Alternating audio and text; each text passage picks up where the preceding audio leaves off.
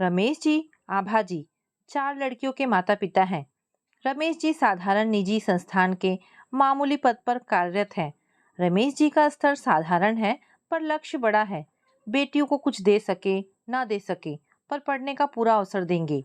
बड़ी बेटी रूपा ने एमए उत्तीर्ण कर वहीं के निजी स्कूल में प्राथमिक कक्षा में अध्यापन करते हुए इसी साल 24 की हुई है। उसके रिश्ते के लिए रमेश जी जहाँ भी गए एक ही प्रश्न, कितना देंगे? रमेश जी पिटे हुए प्यादे की तरह घर लौट आते। कोई खबर नहीं थी, बात बनेगी और आसानी से बनेगी। तय तिथि पर लड़के वाले रूपा को देखने आ रहे हैं। माता पिता जीवित नहीं हैं, 2 भाई हैं जो चाचा जी के साथ आएंगे। किन 3 नहीं, 2 प्राणी ही तशरीफ लाए। रमेश जी दूसरी नंबर की बेटी संध्या मेहमानों की आवभगत में तल्लीन, बुलावे के लिए सजकर तैयार बैठी बड़ी बहन रूपा से बोली, चाचा जी और लड़का ही आए हैं। दीदी, लड़का इतना हैंडसम है कि तुम्हारा जी मचल मचल जाएगा। रूपा घबरा गई। संध्या, मैं तुम्हारी तरह नहीं हूँ, हैंडसम लड़के को देखकर मदहोश हो जाऊंगी। चलो, हॉल में तुम्हें बुलाया जा रहा है। हॉल में सजी शर्मीली रूपा की दृष्टि नहीं उठती थी। बड़ा जोर लगाकर उसने अगल बगल बैठे दोनों प्राणियों को देखा। सचमुच लड़का हैंडसम है। यदि कुछ पूछा जाएगा तो बताते समय अच्छी तरह देख लेगी। मगर वे दोनों इतने सज्जन निकले कि कुछ नहीं पूछा और आखिरकार रूपा की शादी फिक्स हो गई। रमेश जी योजना बनाने लगे। लड़के वाले शादी जल्दी चाहते हैं। अगले माह अच्छा मुहूर्त है। आभा जी चिंता में है। सब कुछ बहुत अच्छा है, लेकिन लड़का तो रूपा से 10 साल बड़ा है। रमेश जी बेफिक्र हैं।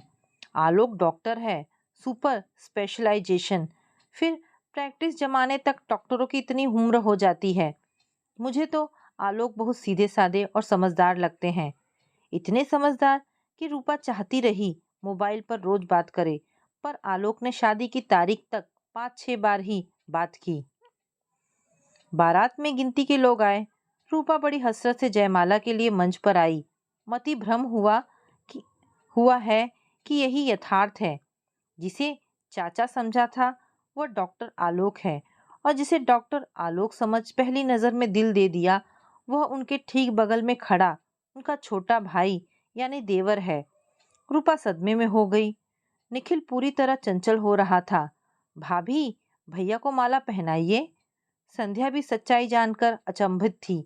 उसने भी वही समझा था जो रूपा ने, लेकिन अब स्थिति का सामना करना है। बोली, पहना रही है भाभी के देवर जी, थोड़ा धीर धरे। रूपा के हाथों को सहारा देकर संध्या और बहनों ने माला डलवा दी। फोटोशूट के बाद रूपा अंदर। उसे ससुराल से आए वस्त्र पहनकर चढ़ावा के लिए तैयार होना है। तैयार होने का उमंग गायब था। बिछावन पर बैठकर हिचक कर रोने लगी। माँ जानती थी कि उस दिन चाचा नहीं आ पाए थे। रूपा ने सामान्य कद सूरत व रंगत वाले आलोक को चाचा और हैंडसम लड़के को आलोक समझ लिया है। उन्होंने रमेश जी से कहा था, आलोक अपनी उम्र से बड़े लगते हैं, दुबली रूपा अपनी उम्र से कम लगती है। पर रमेश जी ने निर्णय सुना दिया था, लड़के का रूप रंग नहीं पद प्रतिष्ठा देखी जाती है। आभा जी विवश हुई रूपा को इस तरह रोते देख। रिश्ते नातेदार महिलाएं पता नहीं क्या अर्थ लगाएंगी। वे उनसे बोली, रूपा आज पराई हुई, ऐसे मौके पर रोना आ ही जाता है। आप लोग भोजन करें, मैं इसे आगे की रस्म के लिए तैयार कर दूं। उनके जाते ही आभा जी ने रूपा को गले से लगा लिया। मत रो बेटी। माँ, तुमने मुझे धोखे में रखा। मैं नहीं जानती रूपा तुमने क्या देखा और क्या समझा। आलोक की डॉक्टरी अच्छी चलती है, घर में पैसा भरा है।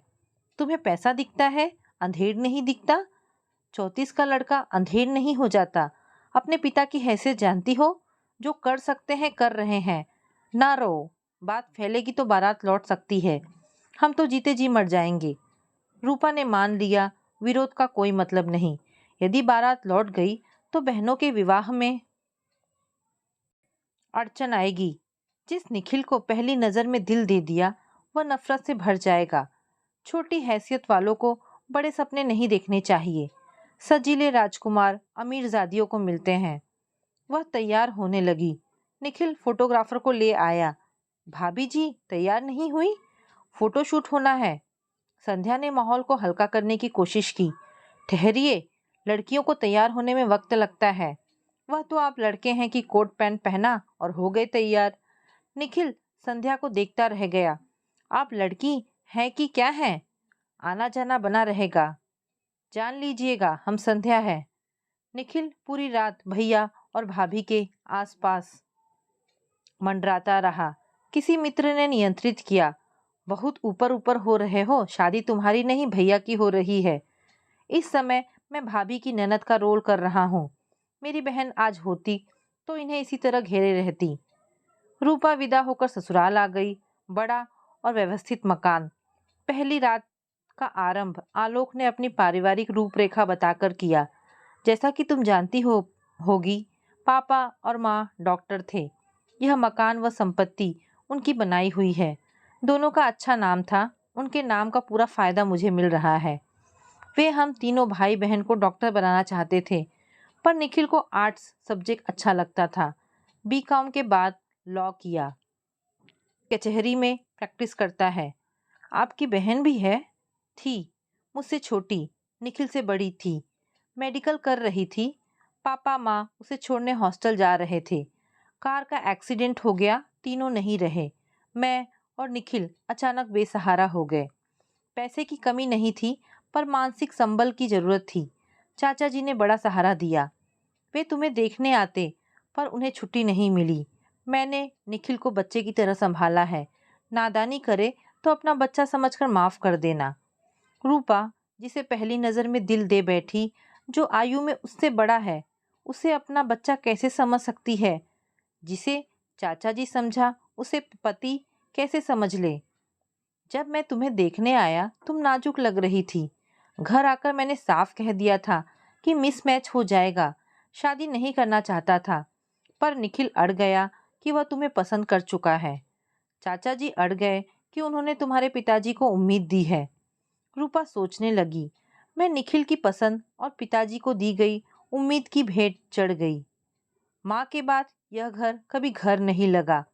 वे पता नहीं कैसे इतना संभाल लेती थी। मैं तो चाबियां देखते ही घबरा जाता हूँ। निखिल की स्थिति तो मुझसे भी दयनीय है। तुम हंसोगी, पर मुंह दिखाई में मैं तुम्हें चाबियां दूंगा। संभालो अपना घर। चाबियां नहीं ले सकती। अभी आप मुझे ठीक तरह से नहीं जानते हैं। उस पर 7 फेरों का बंधन मजबूत होता है। घर तुम्हारा, जिम्मेदारी तुम्हारी। मैं मुक्त हुआ। रूपा ससुराल में 10 दिन रही। आलोक उसकी सहूलियत का ख्याल रखते। देवर उसे प्रसन्न रखने का प्रयास करता। अरे भाभी, तुम अच्छा आ गई। घर में मर्दाने चेहरे देखकर मैं सन्यासी बनता जा रहा था। यहाँ काम वाली बाई भी नहीं है कि उसका मुख देख लूं। खाना बनाने से लेकर बगीचे में पानी देने तक सारा काम बुढ़ऊ काका करते हैं। आलोक मुस्कुरा दिए। अब घर कैसा लगता है? जन्नत। कचहरी जाने की इच्छा नहीं होती। लगता है भाभी के पास डटा रहूं। शादी के बाद मेरे पैरों में बेड़ियां पड़नी चाहिए। पड़ गई तुम्हारे पैरों में। सही फरमाते हो भैया। माँ होती तो भाभी को रसोई के राज रहस्य बताती। आजकल मैं सास के रोल में हूँ। आलोक ने कहा। रूपा, बहुत दिनों बाद घर में रौनक लौटी है। इसी तरह मुझे सहयोग और निखिल को स्नेह देती रहना। भैया के मुंह से अब जाकर सहयोग, स्नेह, सहभागिता जैसे शब्द सुन रहा हूँ, वरना वही एक्सरे, एमआरआई, ईसीजी, ड्रिप। बाप रे! इसीलिए मैं डॉक्टर नहीं बना। डॉक्टर लोग बहुत कम हंसते हैं। आलोक हंसते हुए बोले। मैं हंस रहा हूँ। अब थोड़ा हंसने लगे हो भैया। भाभी, भैया तुम पर लट्टू है। मैं हौसला न बढ़ाता तो कुंवारे रह जाते। रूपा मायके लौटी। आभाजी गदगद। दोनों भाइयों में बहुत प्रेम है। रूपा, तुम आलोक जी को निखिल से कम ना मानना। निखिल को कम नहीं, बढ़कर मानती हूँ। संध्या बोली। न सास ससुर की रोक टोक, न ननद की दादागिरी। दीदी, मुझे जो ऐसा घर मिल जाए तो खूब मौज उड़ाऊं। मेरा विवाह निखिल से होता तो मैं भी उड़ाती। आभाजी ने संध्या को डपट दिया। कुछ भी बोलती है। रूपा, पिताजी से कहूंगी डॉक्टर साहब को फोन करके कहे कि तुम्हें लेने दोनों भाई आए। लेकिन सिर्फ आलोक आए। कार ड्राइव कर रहे आलोक ने रूपा को देखा तो पूछ बैठे। उदास हो? निखिल को भी लाते, उसे बुखार है। कब से उदास थी, अब घबरा गई। घर पहुंचकर आलोक ने निखिल का टेम्परेचर चेक किया। मैं इसकी हाय तौबा से परेशान हो गया हूँ। रूपा, अब तुम करो इसकी सेवा। आलोक ने मुस्कुराते हुए कहा। भाभी, तुमने मेरी केयर भैया से कम की तो मैं तहलका मचा दूंगा। देवर का अर्थ जानती हो? दूसरा वर। मैं तुम्हारा दूसरा वर हूँ। रूपा उसे अपलक देखती रही। संकेत तो नहीं दे रहा है, इस तरह घेरे रहता है जैसे समीपता चाहता है। इसी को मन में बसाकर तो यहाँ रहने की कोशिश कर रही हूँ, पर रूपा की किस्मत में सदमे ही लिखे हैं। रमेश जी एक दिन अचानक रूपा के ससुराल आए। डॉक्टर साहब, संध्या ने बीएससी कर लिया है, एमएससी बायोटेक में करना चाहती है। हमारे यहाँ यह विषय नहीं है, आप कहे तो यहाँ रहकर पढ़े। रूपा को अकेलापन नहीं लगेगा। रूपा मन ही मन झल्ला उठी। पिताजी ने मेरा इस्तेमाल करने के लिए ही मुझे अंधेड़ से ब्याह दिया है। सास ससुर का झमेला नहीं है, इसीलिए इन लोगों को चाहे जब टपक पड़ने की छूट मिल गई है। अभी माँ बीमार नहीं पड़ी अभी माँ बीमार पड़ी, पिताजी यहाँ पटक गए कि वहाँ के डॉक्टर बेवकूफ़ हैं। दामाद अच्छा इलाज करेंगे। आलोक ने उपचार किया और माता जैसे आदर दिया। अब संध्या पढ़ना चाहती है, फिर तीसरी, फिर छोटी। मैं अपने घर में खासकर निखिल को लेकर दखल नहीं चाहती। बोली, पिताजी सुनो तो। लेकिन क्या करे पतिदेव का। तुरंत कहा, पिताजी सुनना क्या है, आपका घर है, संध्या रहेगी तो चहल पहल बनी रहेगी। रमेश जी उद्देश्य पूरा कर चलते बने। रूपा सदमे में। आलोक ने हाल पूछा। रूपा, परेशान लगती हो? पिताजी आप पर भार डाल रहे हैं, मुझे संकोच होता है। संकोच क्यों? इस घर में तुम्हारा अधिकार है। निखिल खुश हो गया। बुला लो भाभी, संध्या ने शादी में बहुत सताया था, गिन गिन कर बदला लूंगा। संध्या आकर माहौल में रंग भरने लगी। रूपा को संदेह नहीं, पुख्ता विश्वास है कि संध्या उसके देवर निखिल को लपेटे में लेने के लिए यहाँ स्थापित हुई है। उसमें रुचि लेकर निखिल चालबाजी दिखा दिखा रहा है। 4th सेमेस्टर पूरा होते होते समझ में आ गया। रचना रची जा चुकी है। राज खोलने का भार निखिल पर डाल 4th सेम की परीक्षा होते ही संध्या खिसक ली। निखिल प्रस्ताव लेकर भाभी के सम्मुख आया। भाभी, कुछ कहना है? कहो। भैया से कहने की हिम्मत नहीं हो रही है। तुम मेरी अर्जी उनके दरबार में लगा देना। रूपा सब समझ रही थी, पर फिर भी कहा, अर्जी तो सुनो। मैं संध्या से शादी करना चाहता हूँ। अब तक का सबसे भीषण सदमा। इस तरह चीख कर रूपा पहली बार बोल रही है। पागल हुए हो? उसी दिन पागल हो गया था भाभी, जब संध्या को पहली बार देखा था। संध्या प्रेम वेम पसंद नहीं करती, उसका ही समर्थन है भाभी। कह रही थी तुम्हारा सामना नहीं कर सकेगी, इसीलिए जब वह चली जाए तब मैं तुमसे बात करूं। रूपा रो देगी। देखती हूँ निखिल तुम्हारे भैया क्या कहते हैं। और अपने कमरे में चली गई। जिसे पहली नज़र में दिल दे दिया, वह संध्या के नाम की लौ जलाए बैठा है। संध्या कितनी घाघ है, मेरी स्थिति जानती है, फिर भी जरूर माँ ने भेजा होगा कि निखिल पर मोहनी डाले, एक और लड़की के हाथ सस्ते में पीले हो जाए। संध्या ने ऐसी मोहनी डाली नहीं, मुझे मनचाहा नहीं मिला तो मैं संध्या को मनचाहा नहीं पाने दूंगी। रूपा को रात भर नींद नहीं आई। खुद को असहाय उपेक्षित पा रही है। आलोक की संगत नहीं चाहती, पर वे अपनी भलमन साहत में उसके समीप आना चाहते हैं। रूपा निखिल की संगत चाहती है, पर वह पकड़ से छूटता जा रहा है। अब उसके व्यवहार में रोमांच नहीं, कपट का आभास होता है। पहले दिन से ही संध्या को पाने की योजना बना रहा था।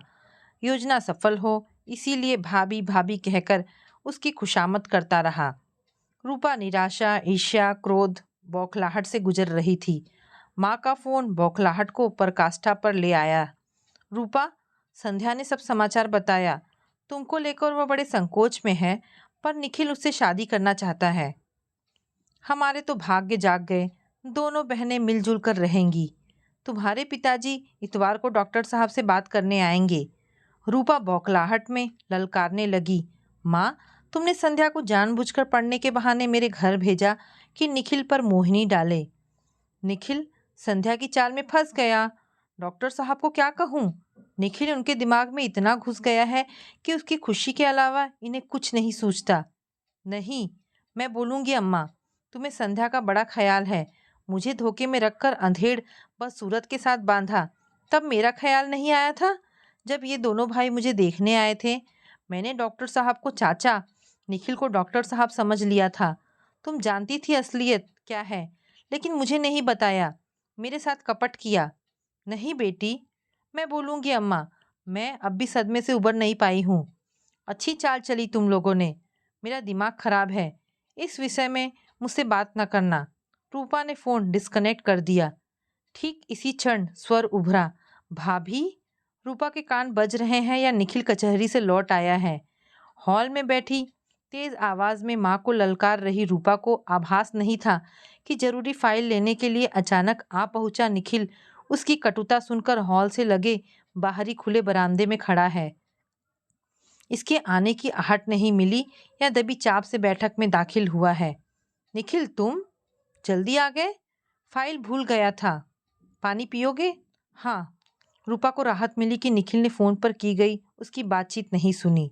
सुनता तो प्रतिक्रिया जरूर देता, लेकिन रूपा महसूस करने लगी कि निखिल बहुत बदल गया है। संध्या वापस क्या गई, निखिल की हंसी ले गई। निखिल, संध्या की याद आ रही है? उससे मेरा कोई वास्ता नहीं। शादी नहीं करोगे? नहीं। क्यों? भाभी, आप अपनी माँ से जो बातें कर रही थी सुनकर शादी से मेरा विश्वास उठ गया।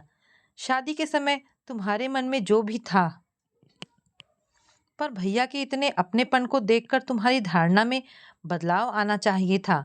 अंधेड़, बदसूरत, भैया में इतने गुण हैं, पर तुम इस मामूली बात पर अटकी हो कि वे खूबसूरत नहीं हैं। तुम तो बहुत खूबसूरत हो, पर दिल साफ नहीं है, तो खूबसूरती किस काम की? कपट तो हम लोगों के साथ हुआ है। सोचता था तुमने भैया का जीवन परिपूर्ण कर दिया है, उनकी भावनाओं को समझती हो। सब ढोंग है। भैया हमेशा मुझसे कहते हैं कि मुझे फुर्सत नहीं मिलती। निखिल, तुम अपनी भाभी का ख्याल रखा करो। मैंने तुम्हें इतना मान सम्मान दिया, ख्याल रखा? छी छी। निखिल सुनो तो, तुम सुनो, मिसमैच होगा सोचकर भैया शादी का मन नहीं बना रहे थे। मैं अड़ गया। मुझे तुम बहुत अच्छी लगी हो। अफसोस मैं गलत था। सुनो तो, तुम सुनो। मैं मानता हूँ कि भैया जैसे इंसान के लिए जो अच्छे विचार नहीं रखता वह अच्छा नहीं हो सकता। भैया मेरे लिए क्या है तुम नहीं समझोगी। मेरे लिए उनसे बढ़कर कुछ नहीं है, ना तुम ना संध्या। मैंने तुम्हारे भीतर का कालापन देख लिया, पर भैया को मत दिखाना।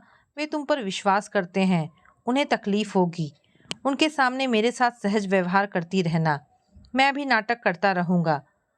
नहीं करूँगा तो भैया को कारण क्या बताऊँगा? निखिल वहाँ से चला गया। रूपा की आंखें सुलग रही थी, शब्द लड़खड़ा रहे थे। कितना अपमानजनक था यह सब कुछ जो उसके साथ हो रहा था। आखिर इसमें मेरा क्या कसूर? माना धोखा आलोक जी के साथ हुआ है, मगर मेरे साथ तो नजरों का धोखा हुआ है। अब क्या करें? गुस्से में रूपा अपने कमरे में घुसकर फूट फूट कर रोने लगी। सूटकेस निकालकर अपने कपड़े भरने लगी। तभी फोन की घंटी बजी। उठाया तो सामने आलोक जी थे। रूपा सुनो, पैकिंग कर लो। मैं और तुम आज शाम को मनाली निकलेंगे। और हाँ, निखिल की चिंता मत करना, वो अपना देख लेगा। अपने आप से शर्मिंदा होकर रूपा सामने आईने में नजर नहीं डाल सकी। शाम को आलोक के आने पर सब कुछ सामान्य था। निखिल ने हंसी खुशी दोनों को एयरपोर्ट विदा किया। हफ्ते भर मनाली पति संग रहकर आई रूपा ने अपनी बेरंग जिंदगी में रंग डालने का सौगंध अपने आप से किया। वो रंग और रूप के खूबसूरती के बजाय दिल की खूबसूरती को चुनेगी। शाम को बातों ही बातों में आलोक ने एक रिश्ते के बारे में रूपा और निखिल से चर्चा की। रूपा को लगा कि निखिल इनकार कर देगा, मगर उसने ऐसा कुछ ना कहकर सिर्फ इतना ही कहा, भैया जैसा आपको सही लगे कीजिए, मेरे तरफ से पूरी सहमति है। मुझे विश्वास है कि आप मेरे लिए अच्छी लड़की ही ढूंढेंगे। यह सब सुनकर रूपा आश्चर्यचकित सी माँ को फोन मिलाया। मम्मी, निखिल और संध्या की बात करने से पहले ही आपके दामाद ने लड़की पसंद कर रखी है और निखिल ने भी पूरी सहमति दे दी है। और निखिल अपने भैया की कोई बात नहीं टालते। आप पिताजी से कह दीजिए कि संध्या के लिए कहीं और रिश्ता तलाशें। इतना कहकर रूपा किचन में चली गई आलोक जी के पसंद के व्यंजन की तैयारी करने।